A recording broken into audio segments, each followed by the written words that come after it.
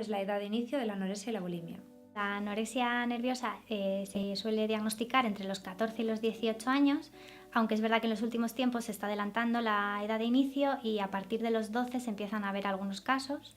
Y la bulimia suele diagnosticarse entre los 18 y los 25 años, pero al ser una enfermedad que cursa sin índice de masa corporal bajo, pues llaman menos la atención los síntomas y a veces se camufla y se diagnostica pues incluso a los 30 o los 40. ¿Cuáles son las características del protocolo de actuación en trastornos de conducta alimenticia? Durante el ingreso los protocolos son más o menos los mismos, pero tienen características que les diferencian uno de otro. Normalmente lo que es común es que todas las pacientes que ingresan en una unidad de trastornos de conducta alimentaria lo hacen para empezar a introducir ciertos hábitos que han perdido a lo largo de su día a día. Entonces es verdad que entre los objetivos comunes pues están el mantener unos horarios más o menos estables en las comidas, mantener una dieta equilibrada en la que se alternan pues, los alimentos de la pirámide básica de los alimentos y tiene que haber un poco de todo, pues 50% de hidratos de carbono, 20% proteínas, 10-15% grasas, vamos, lo que ya sabéis. Y luego, como objetivos un poco más diferenciados entre unas y otras, la anorexia nerviosa, al necesitar una recuperación del índice de masa corporal que han perdido, tienen pues, periodos de descanso después de las comidas con unos reposos obligatorios de 1 hora y media después de comida y cena y 1 hora después de desayuno y merienda. Tienen un control de líquidos, de balance hídrico, de lo que beben, lo que se orina, bueno.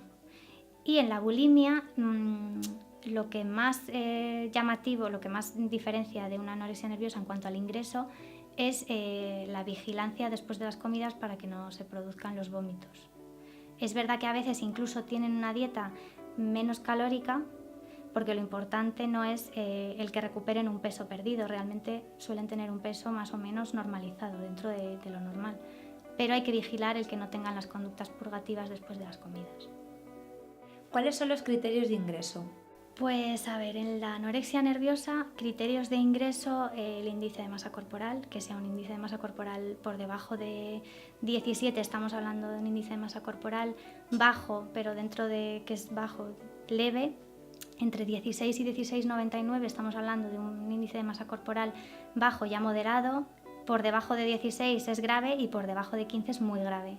Entonces, bueno, todo lo que sea por debajo de 17 tendría criterios de ingreso. Es verdad que en ciertos casos se podría manejar con un hospital de día o un comedor terapéutico si se tiene la posibilidad de ese recurso. Si no la hay, pues conviene el ingreso y por debajo de 15 siempre. Y para bulimia, yo creo que el principal motivo de ingreso es la cantidad de atracones y purgas que tienen en la semana, o sea que la situación esté muy desbordada. Por ponerte un ejemplo, entre 1 y 3 atracones a la semana sería pues, leve y a partir de 14 a la semana sería muy grave. Entonces, pues una cosa ahí entre medias para una contención que no es capaz de hacer en el domicilio. ¿En qué consiste el tratamiento ambulatorio y el hospitalario? El tratamiento ambulatorio que llevamos a cabo en mi unidad es un comedor terapéutico en el que las pacientes vienen de lunes a viernes, se las controla el peso, primero pasan al baño para asegurarnos de que no han bebido más agua de la cuenta, de que vienen más o menos en estado basal, aunque hayan desayunado en su casa, y se las controla el peso, se calcula el índice de masa corporal, a ver cómo están respecto a los días anteriores y se quedan a la comida de ese día. Antes de la comida suele haber una terapia. Hay días que es una terapia pues más grupal con el psiquiatra y hay veces que es grupal con el terapeuta, hacen psicodrama, que es una técnica pues bueno, donde ellas mediante el cuerpo expresan sentimientos, expresan pues emociones y eso lo hacen con el terapeuta. Y otros días hay terapia familiar que vienen con los padres y participan también con el psiquiatra y bueno, pues se ponen en común problemas que surgen en el día a día en casa. Y luego entonces ya pasan al comedor, hacen la comida con todas las compañeras que están ingresadas a la vez y cuando terminan pues se quedan 1 hora y media de reposo en el salón, pues básicamente con el psiquiatra o entre ellas. A veces hacen pues una especie de grupo de apoyo entre ellas, siempre con una de las personas que van un poquito mejor como tutora del grupo para que controle lo que se dice, se debe decir y lo que no. Y cuando pasa esa hora y media o así, pues ya se van al domicilio hasta el día siguiente.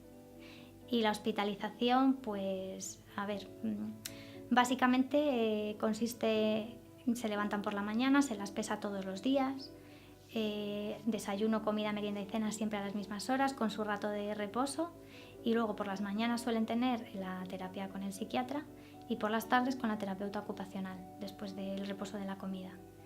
Por las tardes tienen visitas de familiares que están totalmente permitidas, muchas de ellas cuando alcanzan ciertos objetivos pues pueden salir también de permiso fuera de la planta, dar un paseíto por las tardes, y luego ya a la cena vuelven a reposar, y por la noche a veces, si alguna lo precisa, se le dan batidos de proteínas normalmente, o según lo que requieran cada una, proteínas o hipercalóricos o hiperproteicos, y ya a dormir hasta el día siguiente. Es todo muy rutinario. ¿Cuál es la función de enfermería en una unidad de trastornos de conducta alimentaria? Las funciones de la enfermera son un montón.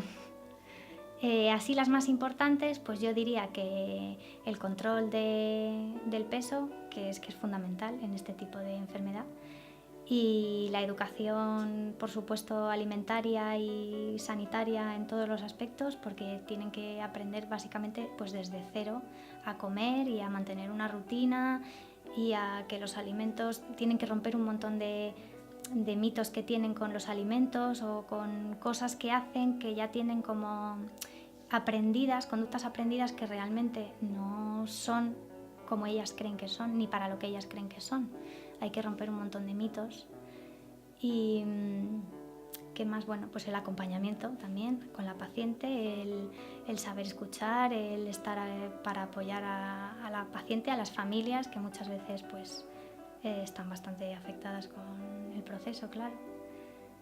Es que cada una en su cabeza se crea un mito o lo lee en internet y ya, pues por ejemplo hay uno con el vinagre, que es muy famoso. Ellas creen que en la antigüedad se sabía que el vinagre rompía los glóbulos rojos, parece ser, y ellas pues asocian el comer con mucha cantidad de vinagre como que están perdiendo, está adelgazándoles. Simplemente, realmente el vinagre lo que hacía era eso, romper los glóbulos rojos, tenían la piel más pálida porque tienes menos hematíes, y ellas lo asocian a que adelgaza. Entonces están acostumbradas a echar pues 2 sobres de vinagre por comida porque las gusta. Realmente no es porque las gusta, es porque pues creen que adelgaza. Otros, pues el separar la comida por el plato, por ejemplo.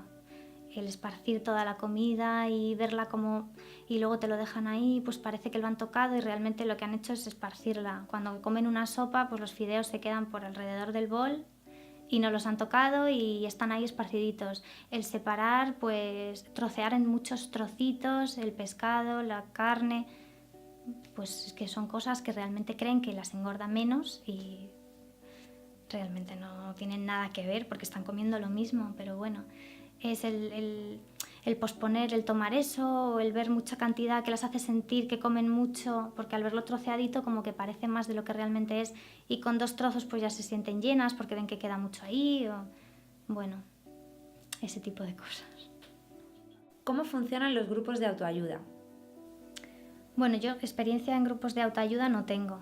Realmente lo que veo de autoayuda es lo que te he comentado antes, de cuando se reúnen después de las comidas y comentan.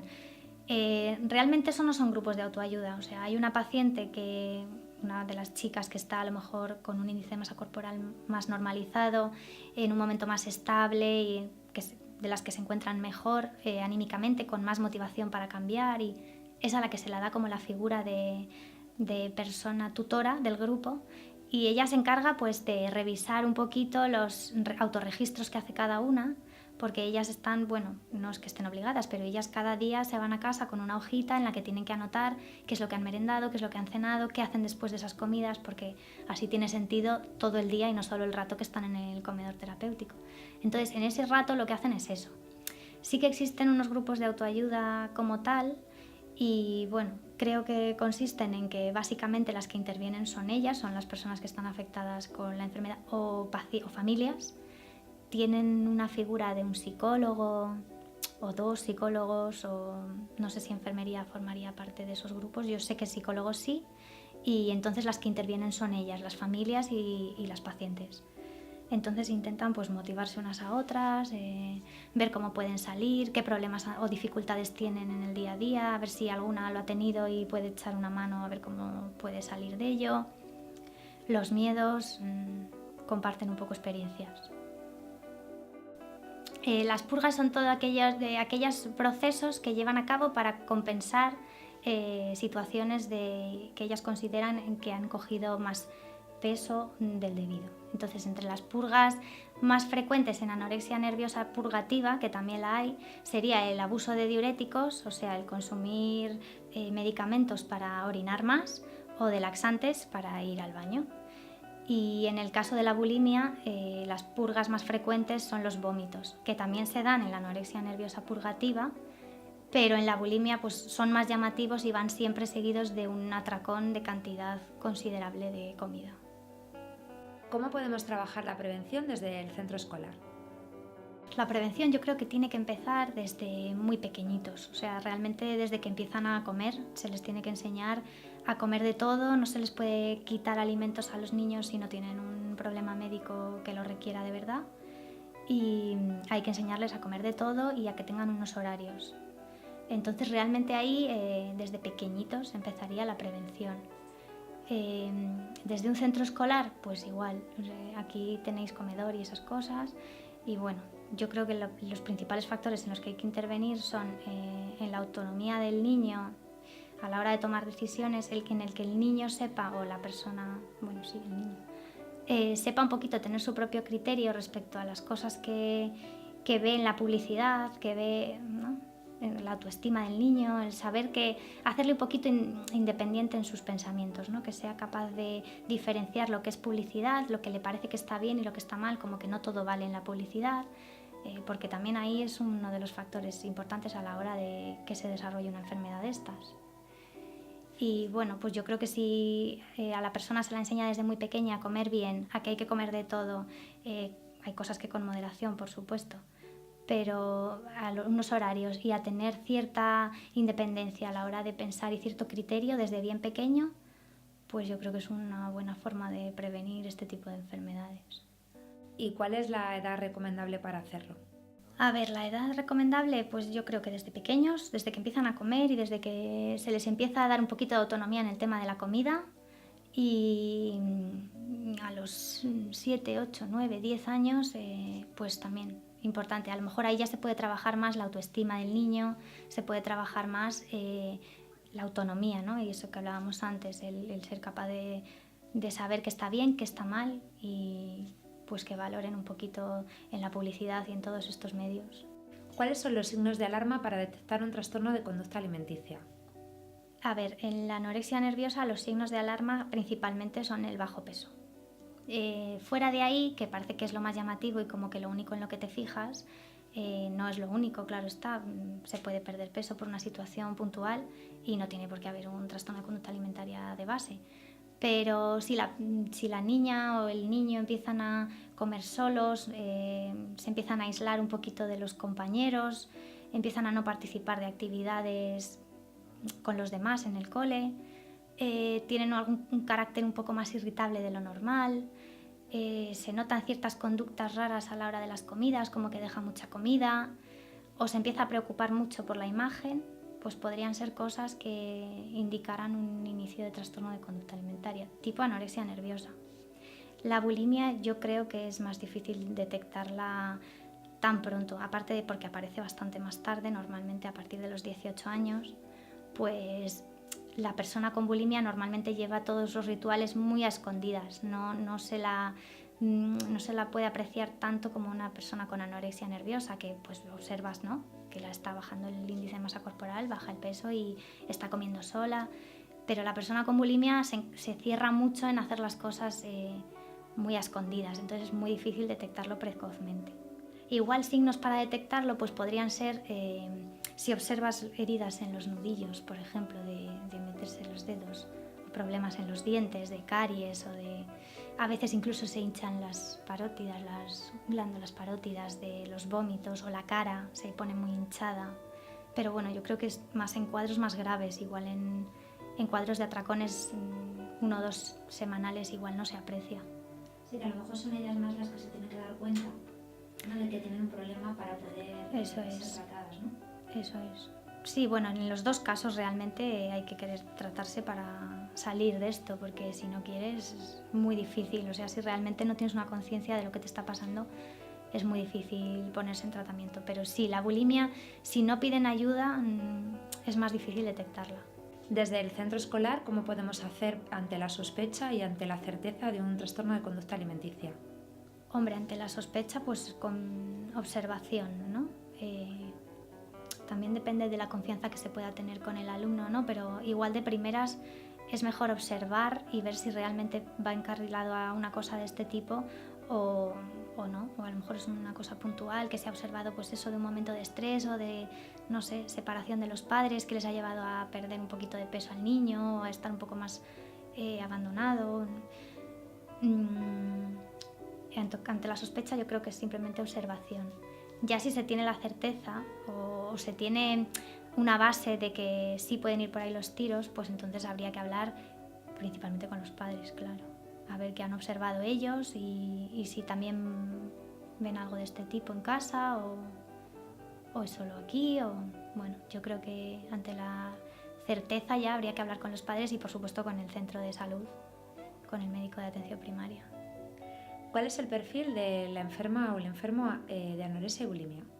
La paciente con anorexia nerviosa normalmente, digo normalmente porque luego cada caso es un mundo, pero suele tener una personalidad bastante rígida, bastante obsesiva, con miedo digamos, a la madurez,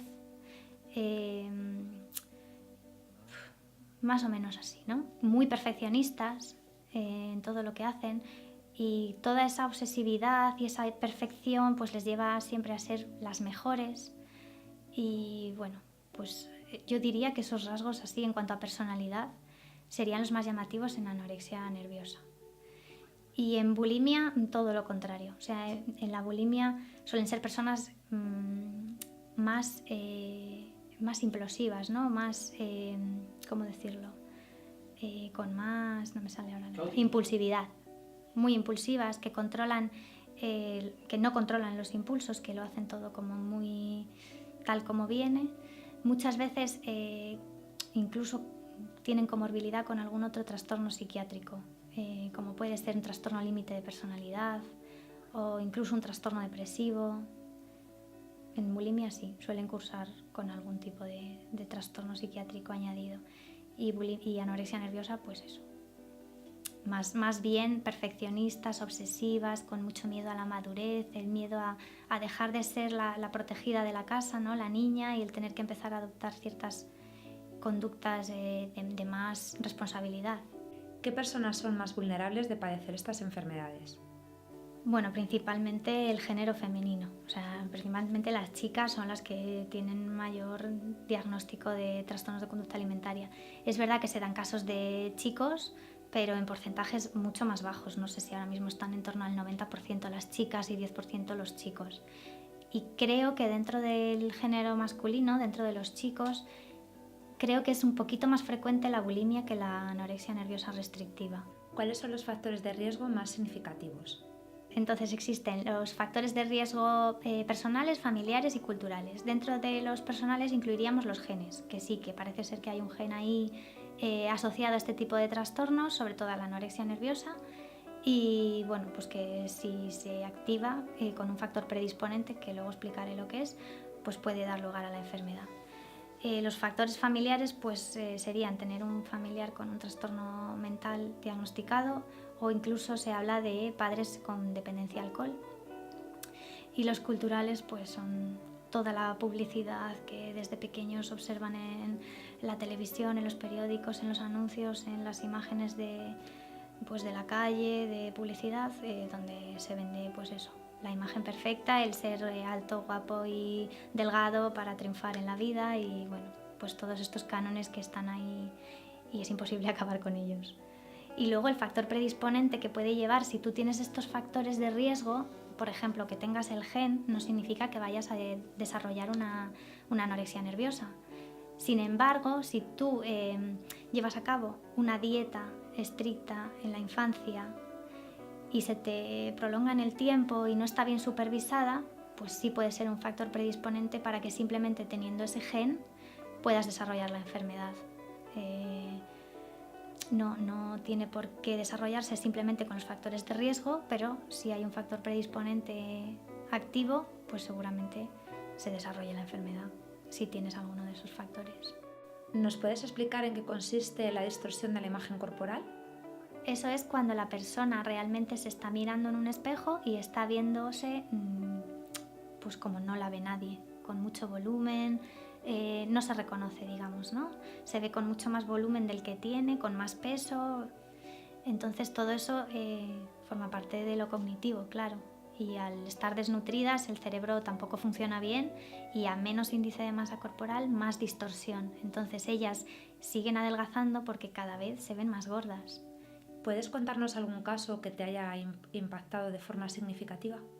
Así que me haya marcado especialmente, realmente no. Es que he visto muchos, entonces es verdad que ha habido casos muy llamativos, pero con el tiempo te vas dando cuenta de que al final se mueven todas más o menos en los mismos pensamientos, en las mismas ideas distorsionadas y más o menos en el mismo patrón.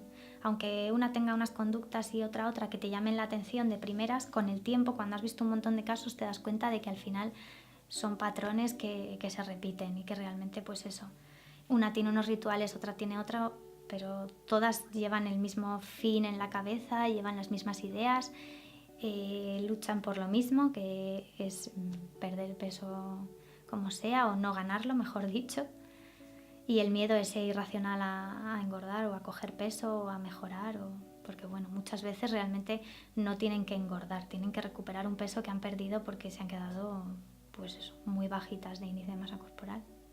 ¿Qué mensaje darías a los chicos y chicas con riesgo de padecer estas enfermedades? Pues a ver, estos trastornos son enfermedades muy graves que aunque resulten llamativas, se cronifican en un porcentaje muy alto y pueden llegar a disminuir mucho la calidad de vida de las personas y de las familias. Entonces, aunque a veces empieza como una pequeña tontería o un juego entre amigas, que no se ve pocas veces, incluso alguna amiga que se anima a ayudar a la amiga y dice pues te voy a ayudar y voy a sacarte de esto, conozco casos que han entrado en la enfermedad. O sea, son enfermedades muy graves que hay que intentar atajar con un profesional, ¿no? Ni entre ellos, ni jugar a la tontería de a ver cuánto puedo perder, a ver cuánto peso soy capaz de perder o a ver quién de las dos aguanta más esta dieta o aguanta más tiempo sin comer. Que a veces empiezan por una tontería de esas y que realmente se cronifican en un porcentaje altísimo y se ven con 30 años y no saben muy bien ni qué hacer con sus vidas ni por dónde tirar porque se han pasado toda la adolescencia pendientes de esta enfermedad y de los síntomas y de todos los problemas que acarrea. Entonces es muy importante que a la mínima sospecha tanto de uno mismo como de un amigo o un compañero, pues se notifique a los profesores o a la familia para intentar atajar el problema lo antes posible.